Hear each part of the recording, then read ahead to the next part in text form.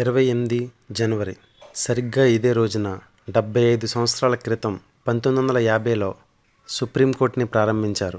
అంటే republic day వచ్చిన 2 రోజుల తర్వాతనే అదే సంవత్సరంలో సుప్రీంకోర్టుని ప్రారంభించారు. ఈ సందర్భంగా సుప్రీంకోర్టు గురించి కొన్ని విషయాలు తెలుసుకుందాం. ఈ 75 సంవత్సరాల్లో ఇప్పటికీ 50 మంది ప్రధాన న్యాయమూర్తులుగా చేశారు.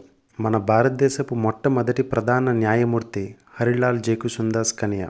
1987లో మొట్టమొదటి మహిళా జస్టిస్గా ఫాతిమా బీవీ గుర్తింపు పొందారు. ప్రస్తుతం 2022 నవంబర్లో నియమింపబడ్డ ధనంజయ్ వై చంద్రచూడ్ మన సుప్రీంకోర్టు ప్రధాన న్యాయమూర్తిగా ఉన్నారు. 1950లో సుప్రీంకోర్టుని పార్లమెంటులోనే మొదలుపెట్టారు. కానీ దాని తర్వాత 1958లో ఇప్పుడున్న సుప్రీంకోర్టు భవనంలో ప్రారంభించారు.